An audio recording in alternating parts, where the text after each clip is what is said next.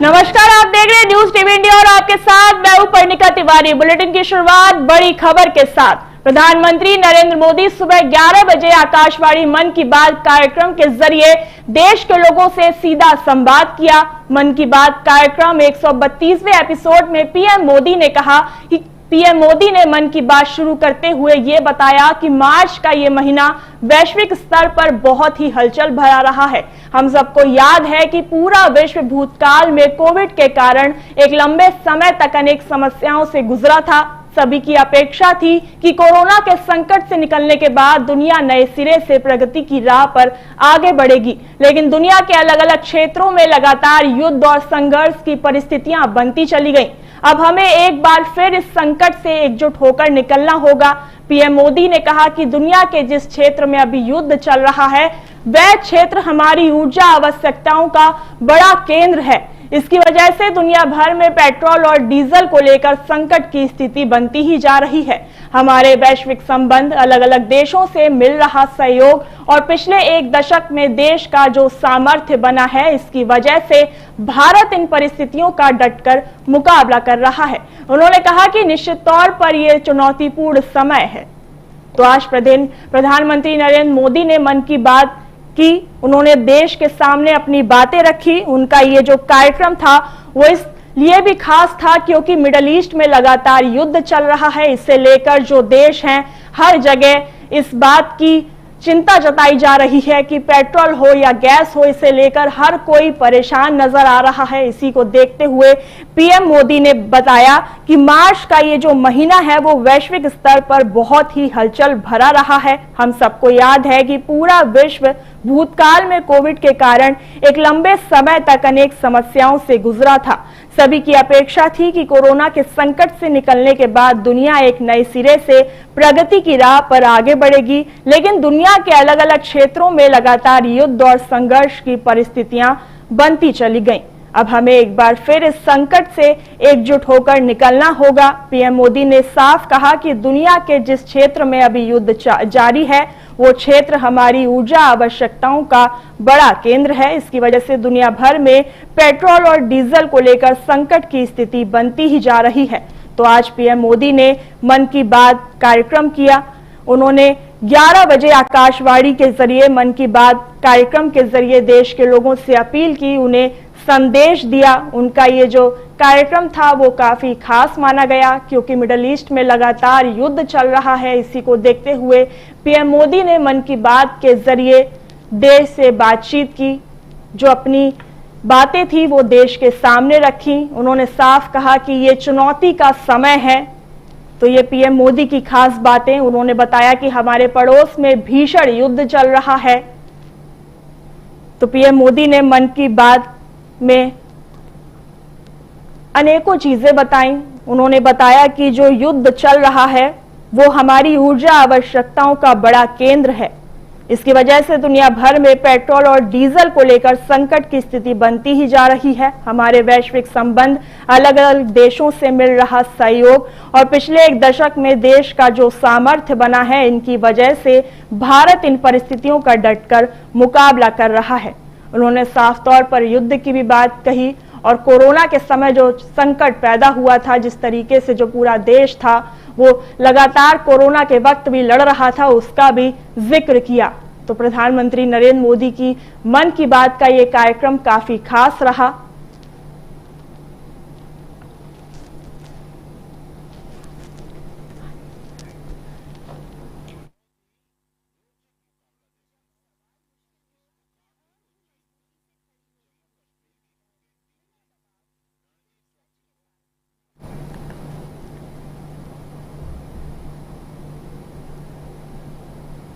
उत्तराखंड के मुख्यमंत्री पुष्कर सिंह धामी ने प्रधानमंत्री नरेंद्र मोदी के लोकप्रिय रेडियो कार्यक्रम मन की बात का 132वां एपिसोड सुना। इस दौरान उन्होंने जनप्रतिनिधियों और बच्चों के साथ मिलकर पीएम मोदी के राष्ट्र निर्माण, संस्कृति और युवाओं से संबंधित विचारों को भी सुना।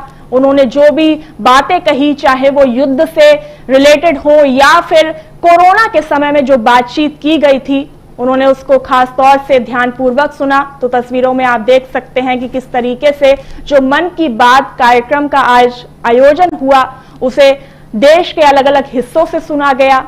सीएम धामी ने भी पीएम मोदी की मन की बात का कार्यक्रम सुना। तो सीएम धामी ने मन की बात का एपिसोड है वो सुना है। पीएम मोदी ने क्या कुछ संदेश दिया, सीएम धामी के साथ वहां कई अन्य लोग भी मौजूद रहे। इस दौरान उन्होंने पीएम मोदी के संदेश को ध्यानपूर्वक सुना। मिडल ईस्ट में जो युद्ध चल रहा है उसे लेकर पीएम मोदी ने अपनी बात रखी, जनता तक संदेश पहुंचाया, चाहे वो कोरोना काल का समय हो या फिर अब मिडल ईस्ट में जो युद्ध चल रहा है उसका समय हो। पीएम मोदी ने जनता से सीधे संवाद किया, जनता को ये भरोसा भी दिलाया कि किसी भी तरीके की कोई कमी नहीं आएगी, चाहे वो पेट्रोल की बात हो या फिर गैस की बात हो। इस दौरान अलग अलग हिस्सों से पीएम मोदी का मन की बात का कार्यक्रम सुना गया। सीएम धामी ने भी कार्यक्रम सुना और उनके साथ कई अन्य लोग वहां मौजूद थे। तो तस्वीरों में आप देख सकते हैं कि सीएम धामी जो हैं वो पीएम मोदी के कार्यक्रम को सुन रहे हैं। पीएम मोदी ने जो कुछ भी कहा, चाहे वो मिडल ईस्ट की बात हो या फिर कोरोना के समय की बातचीत हो, हर कोई उनके संदेश को सुन रहा है।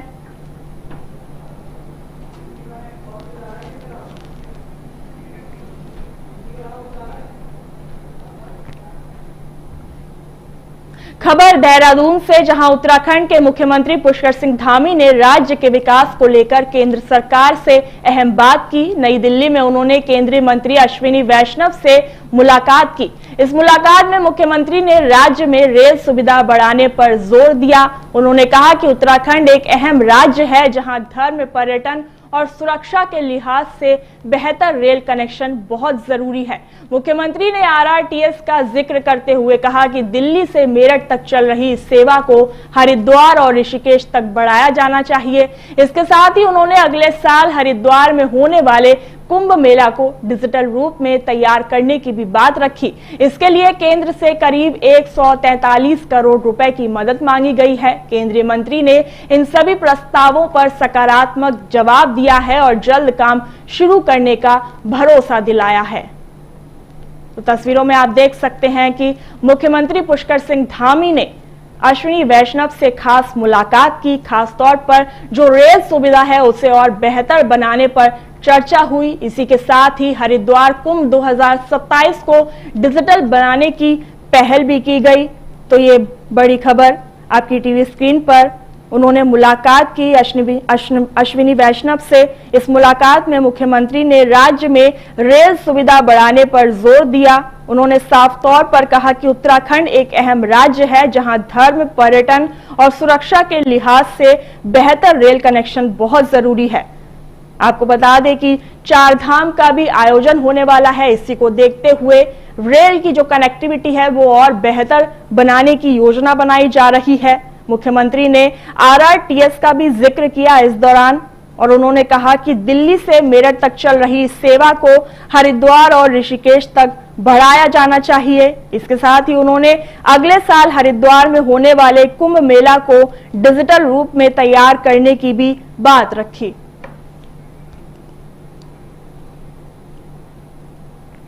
खबर देहरादून से, जहां अर्थ आवर के मौके पर उत्तराखंड के मुख्यमंत्री पुष्कर सिंह धामी ने एक खास संदेश दिया। मुख्यमंत्री ने अपने घर पर रात 8:30 से 9:30 तक 1 घंटे के लिए सभी गैर जरूरी लाइटें बंद रखी और इस अभियान में हिस्सा लिया। इस दौरान उन्होंने कहा कि अर्थ आवर सिर्फ एक रस्म नहीं है बल्कि ये हमें प्रकृति के प्रति अपनी जिम्मेदारी याद दिलाता है। उन्होंने लोगों से अपील की कि हम सभी को बिजली बचाने और पर्यावरण की रक्षा के लिए छोटे छोटे कदम उठाने चाहिए। मुख्यमंत्री ने यह भी कहा कि अगर हम रोजमर्रा की जिंदगी में थोड़ी थोड़ी ऊर्जा बचाएं तो इसका बड़ा असर पड़ेगा। ये छोटे प्रयास ही आने वाले समय में बड़ा बदलाव ला सकते हैं। उन्होंने कहा कि उत्तराखंड जैसे प्राकृतिक राज्य में पर्यावरण की सुरक्षा सबसे जरूरी है और सरकार इस दिशा में लगातार काम कर रही है। अंत में उन्होंने सभी लोगों से अपील की कि वो आगे आएं और प्रकृति को बचाने में अपना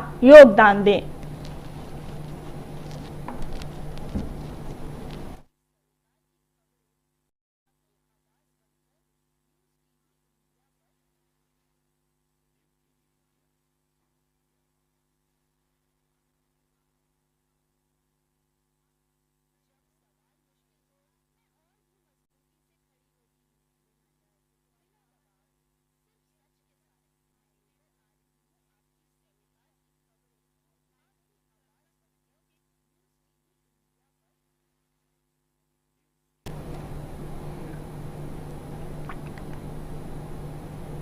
उत्तराखंड कांग्रेस के प्रदेश अध्यक्ष गणेश गोडियाल ने भाजपा प्रदेश अध्यक्ष महेंद्र भट्ट के उस बयान की घोर निंदा की है जिसमें उन्होंने कहा कि बीजेपी से निकाला हुआ माल कांग्रेस में जा रहा है। ऐसे में गणेश गोडियाल ने कहा कि वो वरिष्ठ और सम्मानित विधायक कभी महेंद्र भट्ट के साथ विधानसभा की शोभा बढ़ाते थे, लेकिन आज महेंद्र भट्ट उन्हें माल कहकर संबोधित कर रहे हैं।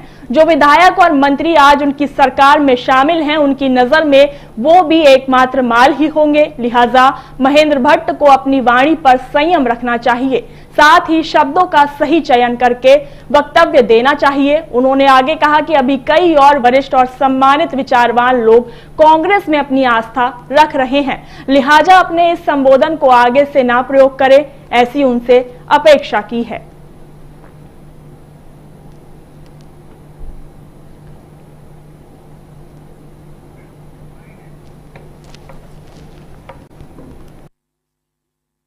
में कई बड़े नेता जो भाजपा से संबद्ध थे, उन्होंने कांग्रेस पार्टी ज्वाइन की। इस पूरे प्रकरण के प्रतिक्रिया स्वरूप भारतीय जनता पार्टी के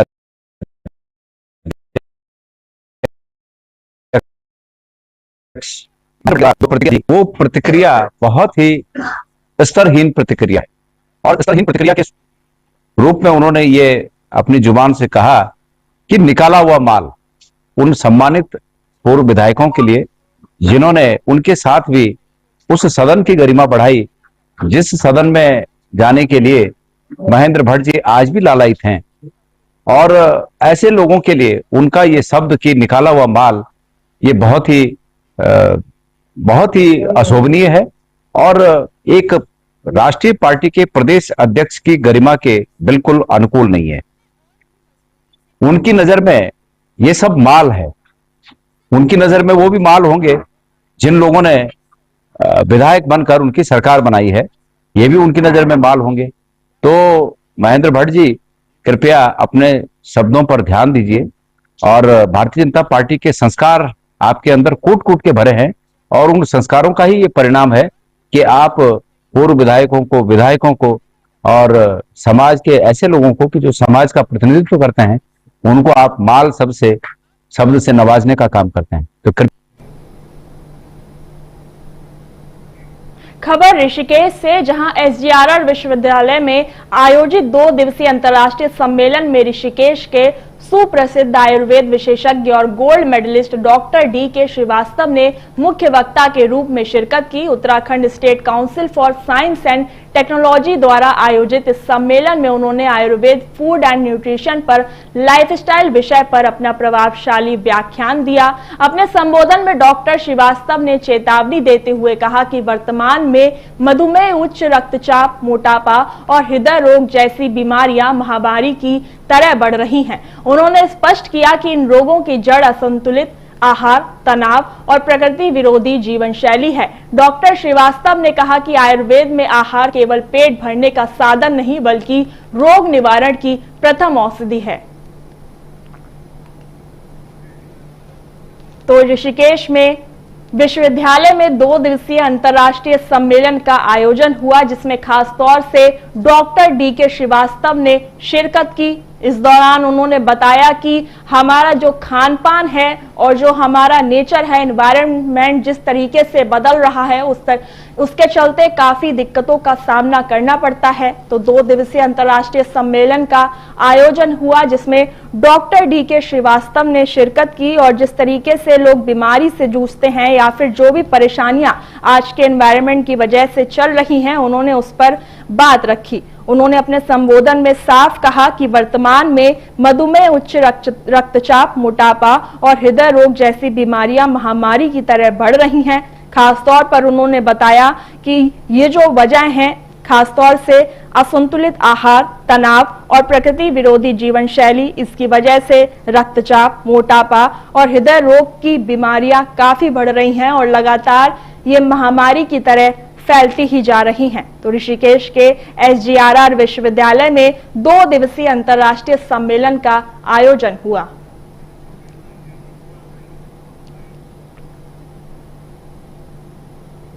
ऊधम सिंह नगर के नानक मत्ता से एक बड़ी खबर सामने आई है। यहां पुलिस की कार्रवाई के दौरान एक बुजुर्ग महिला की मौत हो गई, जिसके बाद इलाके में तनाव का माहौल बन गया। मामला नानक मत्ता के सिद्ध गांव का है। जानकारी के अनुसार कुछ दिन पहले एक लड़की के गायब होने की शिकायत पुलिस को मिली थी। जांच में पता चला कि गांव का ही एक युवक बंटी उसे अपने साथ ले गया था। बाद में लड़की वापस घर आ गई, लेकिन बंटी फरार बताया जा रहा था। इसी मामले में पुलिस 28 तारीख को बंटी के घर पहुंची। परिजनों का आरोप है कि पूछताछ के दौरान पुलिस और परिवार के बीच धक्का मुक्की हुई। इसी दौरान बंटी की बुजुर्ग दादी गिर गईं और उनके सिर में चोट लग गई। परिजनों का कहना है कि इसी चोट से उनकी मौत हो गई। घटना के बाद गुस्साए लोगों ने शव को थाने के गेट पर रखकर प्रदर्शन किया और पुलिस पर कार्रवाई की मांग की। मौके पर गोपाल सिंह राणा, सीओ और कोतवाल मंजू पांडे पहुंचे और लोगों को शांत कराया गया। पुलिस ने शव को पोस्टमार्टम के लिए खटीमा भेज दिया है और मामले की जो जांच है फिलहाल अभी वो जारी है। तो ऊधम सिंह नगर की एक खबर है, जहां थाने के बाहर जोरदार प्रदर्शन हो रहा है। दरअसल ये जो पूरा मामला है वो नानक मत्ता से जुड़ा हुआ है, जहां पुलिस की कार्रवाई के दौरान एक बुजुर्ग महिला की मौत हो गई, जिसके बाद इलाके में तनाव का माहौल पैदा हो गया।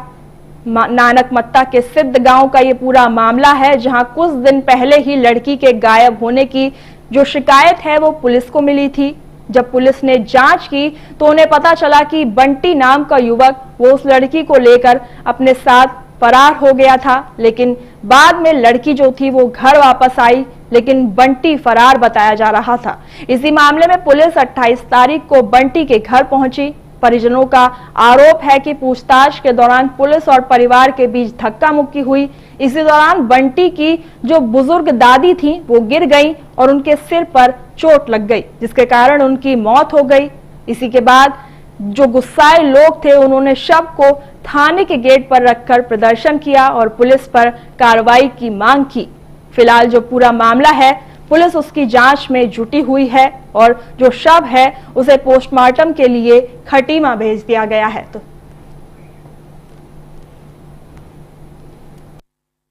देखिए, जो आज अभी घटना हुई है दुर्भाग्यपूर्ण है, क्योंकि एक बहुत ही वृद्ध महिला खत्म हुई है, उनका देहावसान हुआ है। अभी तो देहावसान कैसे हुआ जांच का विषय है कि मौके पे क्या परिस्थिति थी, क्या स्थिति थी और कैसे मृत्यु हुई है। जैसा कि कहा गया है कि हार्ट अटैक से हुई है या धक्का देने से हुई है, ये जांच का विषय। जांच होने के बाद ही पता चलेगा कि मृत्यु का कारण क्या है। मुकदमा थाना नानक मत्ता में लिखा गया था, एफआईआर नंबर 59/2006। तो पोक्सो से रिलेटेड मुकदमा था। उसी के लिए जो इसमें नामजद था कुलदीप, उसकी तलाश में नानक मत्ता की पुलिस टीम गई थी। तो वहाँ इनका चूंकि नाम निकनेम बंटी है, तो इन्होंने वहाँ पूछा, तो इन्होंने बताया कि यहाँ 2-3 जो वहाँ एक लेडी मिली थी, 2-3 बंटी रहते हैं। तो पहले दूसरे के घर गए, उसने कहा ये नहीं, दूसरा घर। जब ये इनके घर गए तो वहाँ हमारी पुलिस जो टीम गई थी, उनका कहना यह है कि 2-3 बच्चियां वहाँ खेल रही थी। तो उनसे पूछा कहाँ है, तो उन्होंने कहा वो तो नहीं है, हम दादी को बुला के ला रहे हैं। तो ये वृद्ध महिला जो जिनकी संभवतः डेथ हो गई है, क्योंकि अभी डॉक्टर ने आधिकारिक पुष्टि तो नहीं गई है, संभावना ही मैं व्यक्त करूंगा अभी। तो ये आई, पुलिस का कहना यह है कि हमको देख के वो अचानक बैठी, बाहर से आई, और उसके बाद जब मूवमेंट नहीं हुआ तो ये लोग गए, उनके परिवार वाले भी आ गए थे, फिर उनको हॉस्पिटल लेके गए।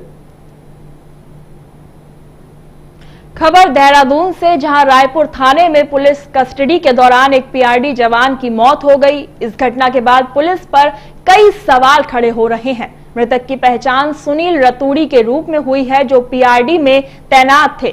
जानकारी के अनुसार 28 मार्च की दोपहर लाडपुर के एक पेट्रोल पंप पर पेट्रोल भरवाने के बाद उन्होंने भुगतान नहीं किया। इसके बाद पुलिस उन्हें हिरासत में लेकर रायपुर थाने ले आई। बताया जा रहा है कि थाने की हवालात में सुनील रतूड़ी के कंबल का फंदा लगाकर उन्होंने अपनी जान ले ली। हालांकि इस मामले को लेकर कई तरह के सवाल उठ रहे हैं। जब पुलिस उन्हें जिला अस्पताल लेकर पहुंची तो डॉक्टरों ने जांच के बाद उन्हें मृत घोषित कर दिया। डॉक्टरों के मुताबिक अस्पताल पहुंचने से पहले ही उनकी मौत हो चुकी थी। घटना की गंभीरता को देखते हुए एसएसपी देहरादून ने थानेदार समेत 3 पुलिसकर्मियों को लाइन हाजिर कर दिया और मामले की जांच के आदेश दिए हैं। फिलहाल इस पूरे मामले की जांच जारी है और रिपोर्ट आने के बाद ही सच्चाई साफ हो पाएगी। तो ये जो विवाद है वो पेट्रोल पंप से शुरू हुआ था। वो पेट्रोल भरवाने गए थे, लेकिन ऐसा बताया जा रहा है कि उन्होंने पैसे नहीं दिए, जिसके बाद उन्हें हवालात लेकर आया गया, जहां पीआरडी जवान ने गले में फंदा लगाकर अपनी जान दे दी। जिसके बाद 3 पुलिस कर्मियों को लाइन हाजिर किया गया। तो देहरादून थाने में एक जवान की मौत का मामला सामने आया है। पुलिस कस्टडी में संदिग्ध की मौत हुई है, ऐसा बताया जा रहा है। दरअसल ये पूरा मामला शुरू हुआ था पेट्रोल पंप पे से। वो पेट्रोल भरवाने गए थे, लेकिन ऐसा बताया जा रहा है कि उन्होंने पैसे नहीं दिए, जिसके बाद उन्हें कस्टडी में लिया गया, जहां हवालात में उन्होंने फंदा लगाकर अपनी जान दे दी। फिलहाल पुलिस जो है वो पूरे मामले की जांच में जुटी हुई है और 3 पुलिसकर्मियों को लाइन हाजिर किया गया है। तो देहरादून से ये खबर, जहां एक जवान की मौत का मामला सामने आया है। देहरादून थाने में एक जवान की मौत हुई है, जिसके बाद पुलिस जो है वो पूरे मामले की जांच में जुटी हुई है।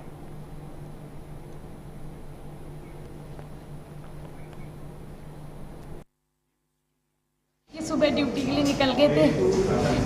फिर मैंने रोज शाम को जब मैं घर आई तब मैंने सोचा मेरी थोड़ी देर बाद ही आते थे। मैंने कहा आ रहे होंगे।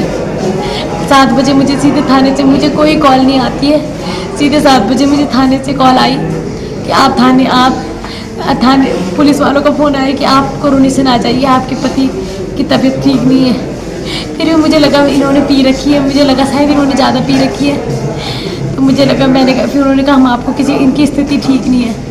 मैं हॉस्पिटल आई तो इन्होंने मुझसे कुछ नहीं बोला, लेकिन फिर बाद में उन्होंने बताया कि जब मैंने उनसे पूछा उन्होंने कहा कि वो उनकी डेथ हो चुकी है।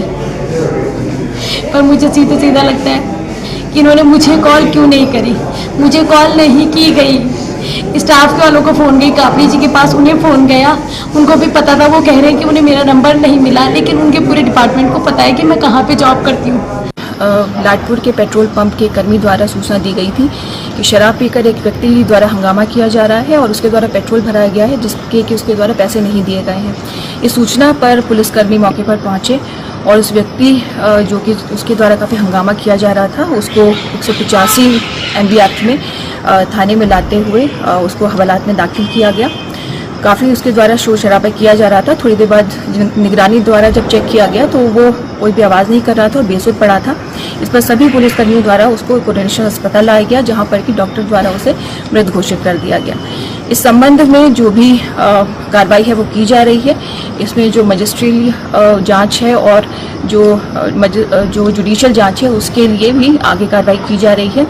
जो मृतक है उसका पोस्टमार्टम डॉक्टर के पैनल द्वारा वीडियोग्राफी में किया जाएगा और यदि जांच के दौरान किसी की भी इसमें दोषी पाए जाते हैं तो उनके विरुद्ध कार्रवाई की जाएगी। आज दिनांक 28 मार्च को थाना रायपुर के में हवालात में सुनील रतूड़ी की असामयिक मृत्यु के संबंध में सूचना हमें प्राप्त हुई थी। तत्काल पुलिस बल द्वारा उनको हॉस्पिटल भिजवाया गया, जहां पर डॉक्टर द्वारा उन्हें मृत घोषित किया गया, क्योंकि काफ़ी गंभीर प्रवृत्ति का ये मामला है। इसलिए जो भी नेशनल ह्यूमन राइट कमीशन की ओर से जो गाइडलाइंस हैं उसका पूरी तरीके से पालन किया जा रहा है और उसमें हम ये सुनिश्चित करेंगे कि इस पूरे घटनाक्रम की जांच जुडिशियल मजिस्ट्रेट या मजिस्ट्रेटी जांच इसमें की जानी चाहिए।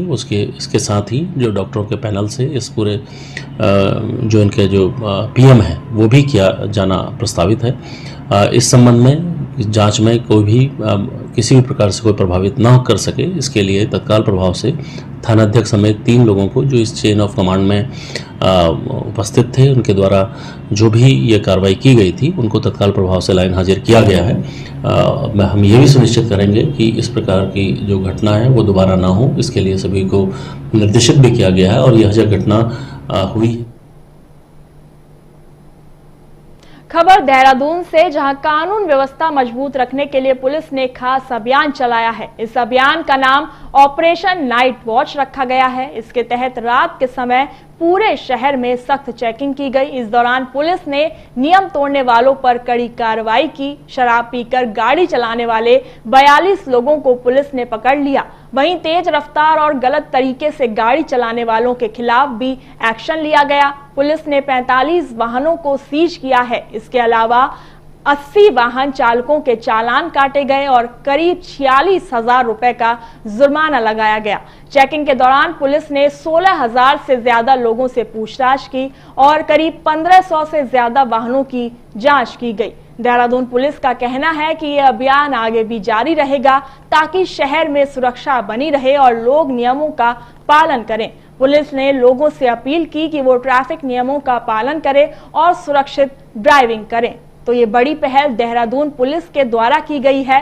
रात में पुलिस के द्वारा एक अभियान चलाया गया जिसके तहत उन्होंने सख्त चेकिंग की। जो भी वाहन वहां से गुजर रहे थे उनको ये चेक किया गया कि क्या वो शराब पीकर गाड़ी चला रहे हैं, ताकि पुलिस जो है वो एक्शन ले सके। खास तौर पर पुलिस ने ऑपरेशन नाइट वॉच अभियान पुलिस के द्वारा चलाया गया।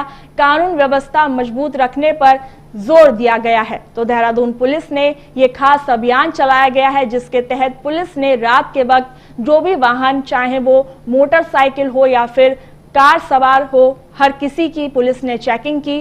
तस्वीरों में आप देख भी सकते हैं कि पुलिस किस तरीके से चालकों की चेकिंग कर रही है, चाहे वो कार सवार हो या फिर बाइक सवार। इस दौरान पुलिस ने लोगों से पूछताछ भी की।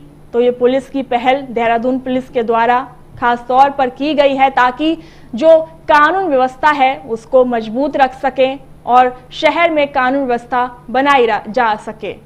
देहरादून पुलिस ने ये खास अभियान चलाया है। तस्वीरों में आप देख भी सकते हैं, खास तौर पर सुरक्षित ड्राइविंग और नियमों का पालन करना, ऐसा पुलिस की तरफ से संदेश दिया गया है। रात में पुलिस ने सख्त चेकिंग की है, करीब 1600 लोगों से पूछताछ भी की है।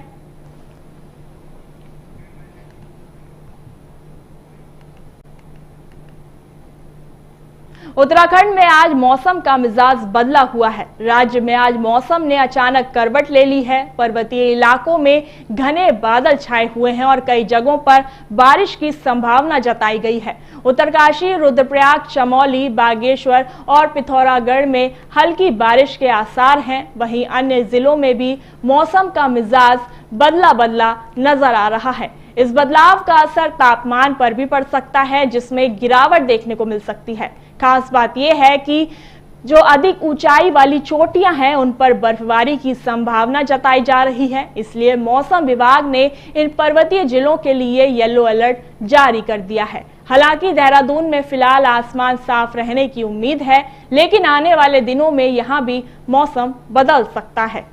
तो देहरादून से एक खबर, खास तौर पर उत्तराखंड में जो मौसम का मिजाज है वो फिर से बदलता हुआ दिखाई दे रहा है। मौसम विभाग ने येलो अलर्ट जारी किया है।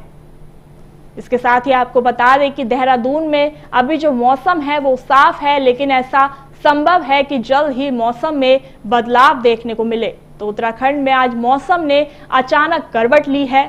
खास तौर पे येलो अलर्ट जारी किया गया है। पहाड़ी जिलों में बारिश और बर्फबारी की संभावना जताई गई है। तस्वीरों में आप देख सकते हैं, ऊंचाई वाले इलाकों में बर्फबारी के आसार नजर आ रहे हैं। तो उत्तराखंड में अचानक से जो मौसम है उसमें बदलाव होने की संभावना जताई जा रही है। इसी को देखते हुए मौसम विभाग ने येलो अलर्ट भी जारी किया है। फिलहाल तो देहरादून का मौसम साफ है, लेकिन ऐसी संभावना जताई जा रही है कि जल्द ही मौसम बदल सकता है। ऊंचाई वाले इलाके, पहाड़ी वाले इलाके, खास तौर पर वहां पर बारिश और बर्फबारी की संभावना भी जताई जा रही है।